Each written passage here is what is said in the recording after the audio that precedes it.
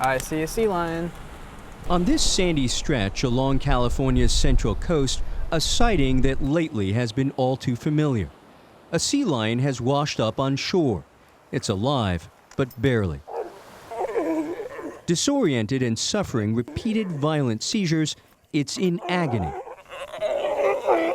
First responder Gino Durango and his team from the Marine Mammal Center have rushed in to help. Got it.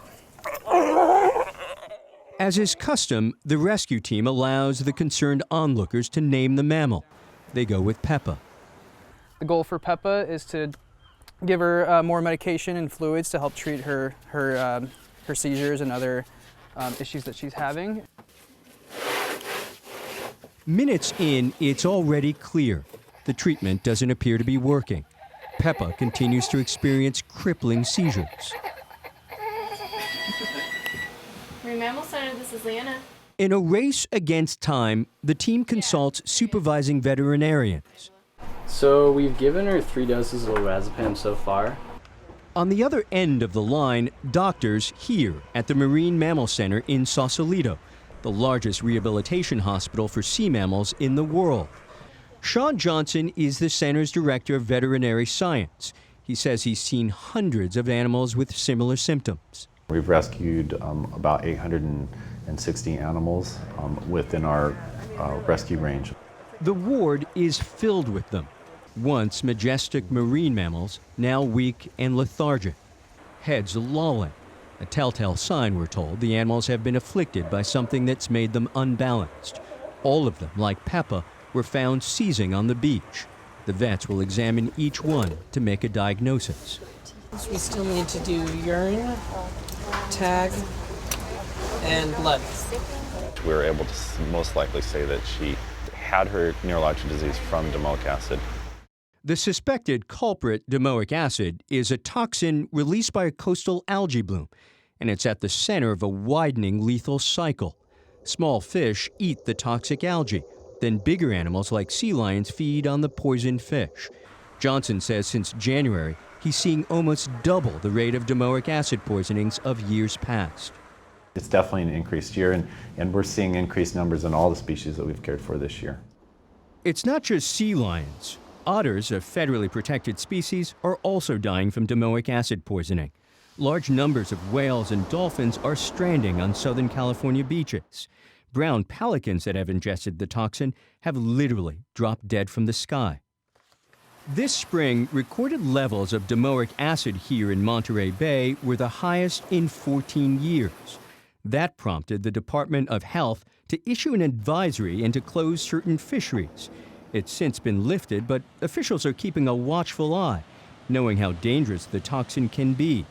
A domoic acid outbreak on Prince Edward Island in 1987 killed 3 people and sickened over 100 more.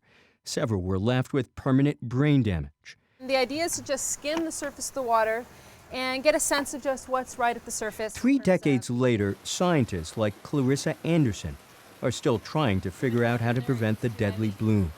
We are putting nutrients into the water. And the nutrients that seem to be important, particularly in Monterey Bay, are from places like septic tanks or fertilizers for golf courses. We have one of the most important golf courses in the world here in Monterey Bay, and they apply fertilizers. About 800,000 tons of nitrogen are used as fertilizer in California every year, mostly for farming.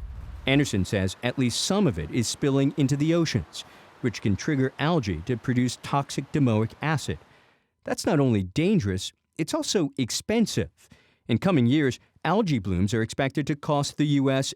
$50 million annually in cleanup and job losses. Is all this, adequately regulated, do you think?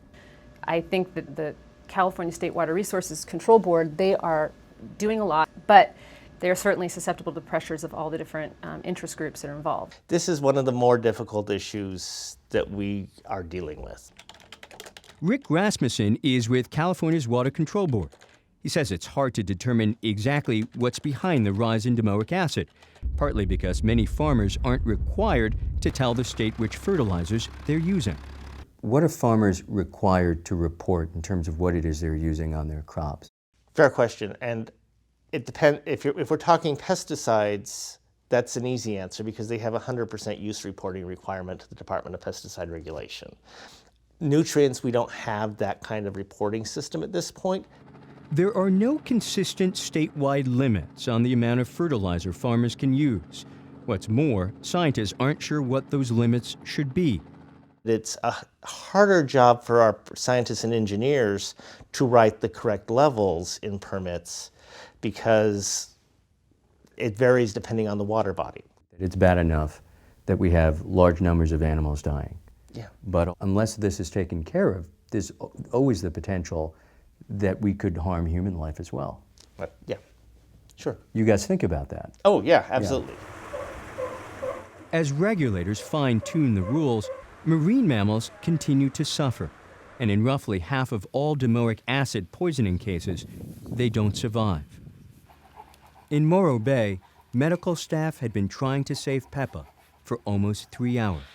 She had been seizing for about 30 or 40 minutes. Nothing seemed to be helping, so she eventually died while we were doing other stuff in here. Yeah. Peppa's body was transported to Sausalito for necropsy, an animal autopsy, to determine the cause of death. This size way smaller. This is basically atrophy of the hippocampus, and that's why we see in cases with chronic PA toxicosis. Well, based on the necropsy results, that it was obvious that she most likely died from domoic acid toxicosis from a real severe dose. But it was obvious also that she, looking at her mammary tissue, that she was nursing a pup. There's a pup on the Channel Islands calling for her mom, or his mom, and it's only 3 months old and it's too young to survive on its own this early on. Johnson says he's seen hundreds of animals die from domoic acid poisoning this summer. This fall, an El Nino system is expected to flood the ocean with runoff, endangering many more. These blooms are getting more frequent and larger every year, it seems like, and affecting more and more animals.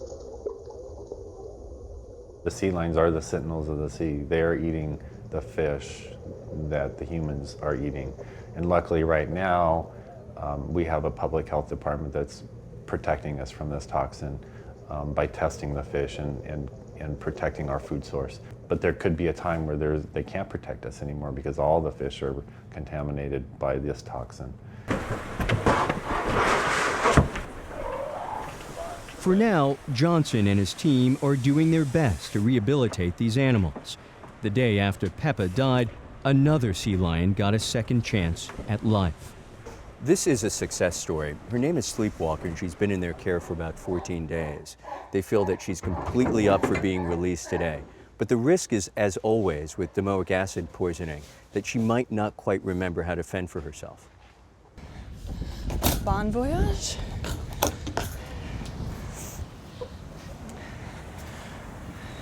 It's so satisfying to see these animals go back in the wild, and you can just tell they are so happy. They run to the ocean, and I think they look back and they're like, is it okay for me to go? You know, they're making sure that it's okay. I think they definitely look back and say goodbye in their own way. Michael Oku, Al Jazeera, Sausalito, California.